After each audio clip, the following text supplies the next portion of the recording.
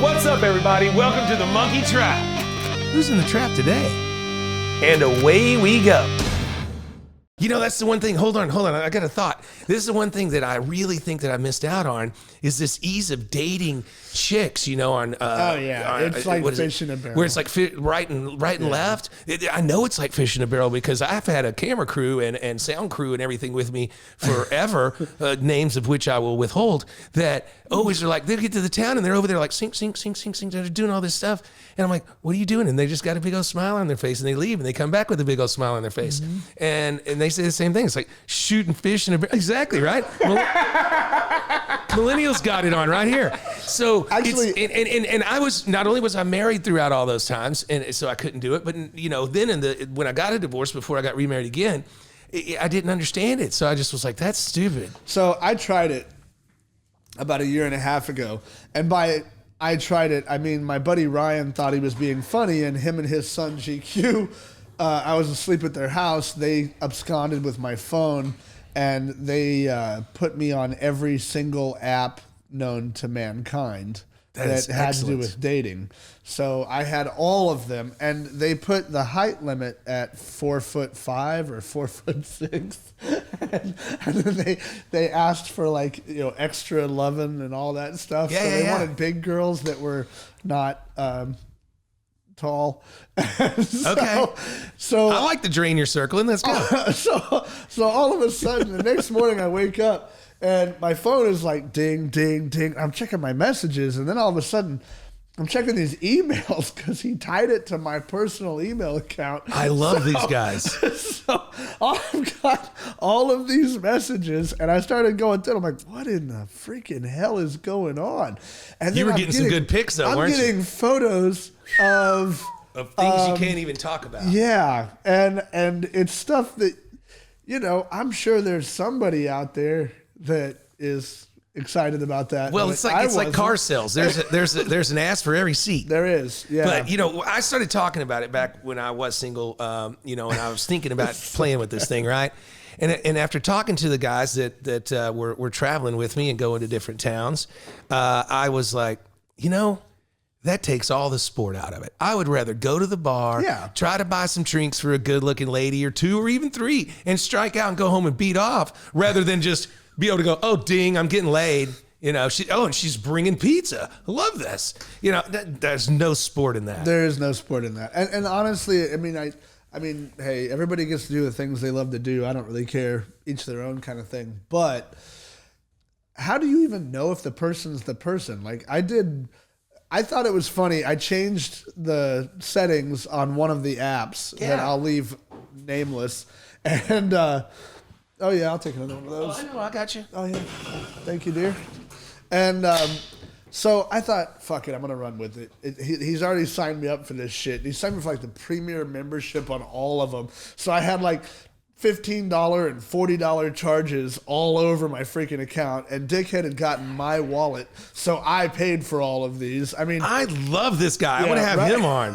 Ryan's awesome. He's also the guy, we were at a bar a couple of years ago, and I was like, dude, my buddy and I were hanging out. He's like, man, I'd love to have some hot chocolate. And Ryan goes, you want hot chocolate? And then he left and came back, and he made the people at the bar make us hot chocolate. So the guy's a trip. Like, he's super cool, but I think you digressed a little bit there. Yeah, but get back to the chicks, and you tried it out. Yeah, so I tried it out.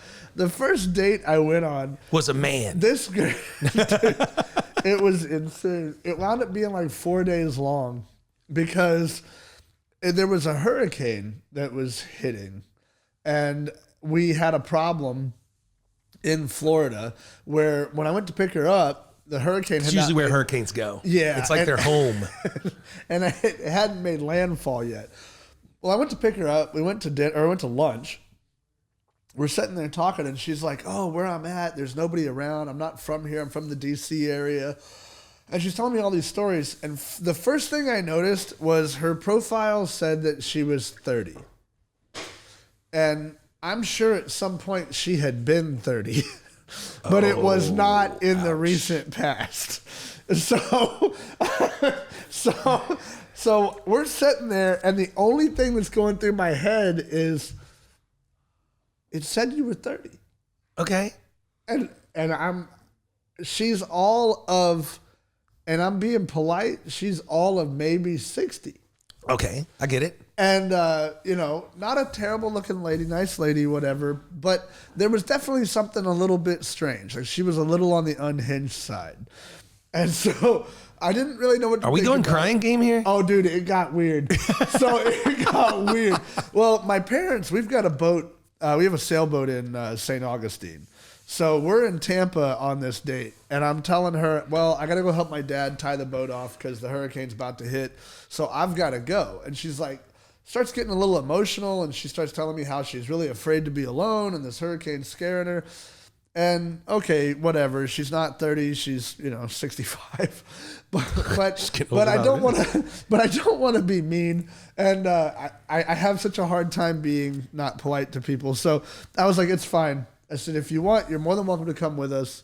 We're going to go tie this boat off and be with the family and whatever, and you can hang out till the hurricane passes, and then I'll take you home. And she's like, oh, God, thank you so much. And she was really sweet about it.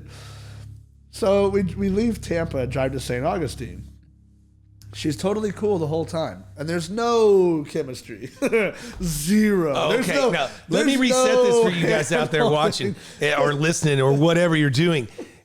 You're single. You're a stunt man. Yeah. You fucking hit it. You know you did. There's no chemistry at all. Okay, no chemistry. So we get to St. Augustine, and my dad comes, because our boat's out on mooring.